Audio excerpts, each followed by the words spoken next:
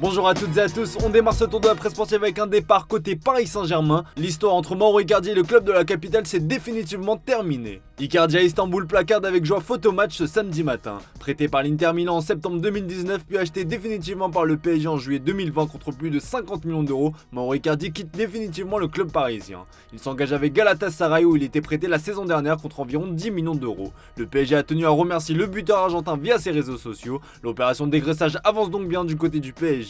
Et après Dinaé Bimbe, Bichabou, Xavi Simons et Icardi donc, c'est Renato Sanchez qui pourrait suivre. Le Corriere dello Sport fait le point sur ce dossier dans ses pages intérieures. L'opération est en bonne voie et le Portugais devrait être prêté avec option d'achat.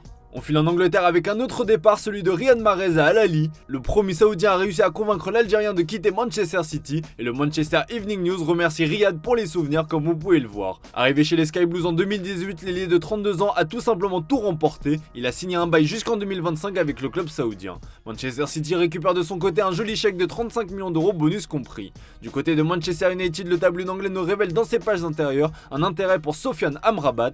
En cas de départ de Scott McTominay, le joueur de la Fiorentina fait partie des principales cibles. Une information également reprise par le Daily Star dans ses pages intérieures. Les Red Devils seraient prêts à formuler une offre d'environ 35 millions d'euros, affaire à suivre. Direction l'Italie avec un énorme tremblement de terre, la sentence est tombée hier. Pour ne pas avoir respecté le fair play financier, la Juventus ne jouera pas de Coupe d'Europe l'an prochain et devra régler une lourde amende. Adieu l'Europe, placard de la Gazzetta dello Sport dans son édition du jour. Pas d'Europa Conference League pour la Juve donc qui laisse sa place à la Fiorentina. Une sanction qui fait les gros titres ce samedi en Italie. Juve out, Viola in, écrit par exemple au Corriere dello Sport. Pas d'Europe pour la Juve, relaye de son côté Tuttosport. Les pensionnaires de l'Allianz Stadium écopent d'une amende de 20 millions d'euros, dont 10 sous condition si les budgets annuels 2023, 2024 et 2025 du club ne sont pas conformes aux exigences de l'UEFA. Un véritable tremblement de terre dans le Piémont. En Espagne ou plus précisément aux États-Unis va avoir lieu le premier Classico de l'année entre le FC Barcelone et le Real Madrid. Les deux clubs en tournée estivale vont s'affronter pour la première fois de la saison. Cette nuit c'est Classico, se réjouit le journal Sport en une de couverture. Les deux rivaux s'affrontent ce soir au Texas avec de nouveaux visages comme Gundogan ou Bellingham et sans des joueurs qui ont marqué une époque comme Busquets, Alba ou Benzema.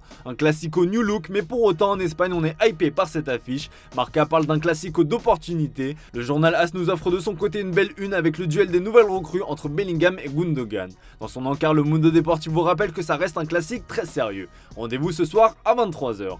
De son côté, le Bayern Munich en tournée au Japon affronte ce midi le Kawasaki Frontale. Et grosse surprise à l'annonce de la composition d'équipe puisque Sadio Mané ne figure pas sur la feuille de match. Sadio Mané étant pourparlers contractuels pour un changement de club et n'est donc pas dans l'effectif aujourd'hui, peut-on lire dans le tweet du club munichois. Son départ à Al Nasser où il retrouvera Cristiano Ronaldo est donc imminent.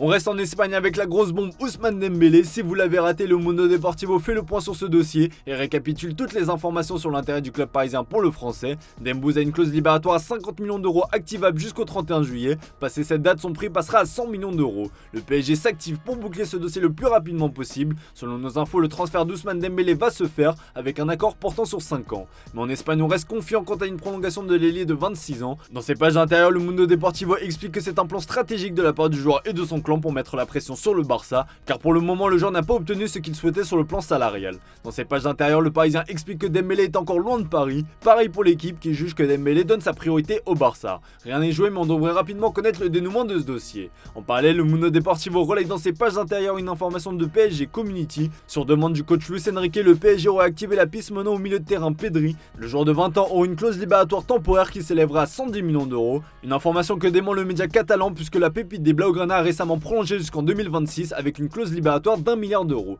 De toute manière, le principal intéressé n'envisagerait pas un départ du Barça. Le joueur a la ferme intention de réussir en Catalogne dans son club formateur.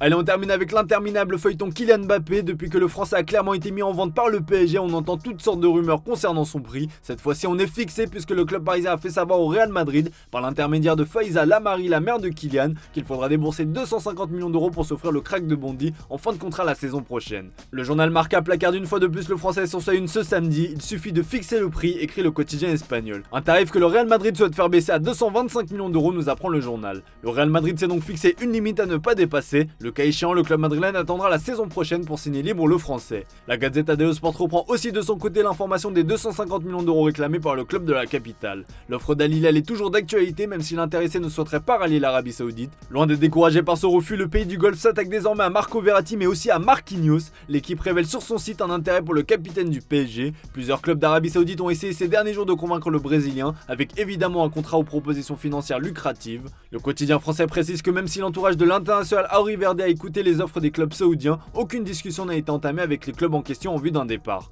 Le principal intéressé n'est pas séduit à l'idée de rejoindre l'Arabie Saoudite et le PSG non plus ne souhaiterait pas s'en séparer, au contraire de Marco Verratti. Pour rappel, Marquinhos a récemment prolongé son contrat jusqu'en juin 2028.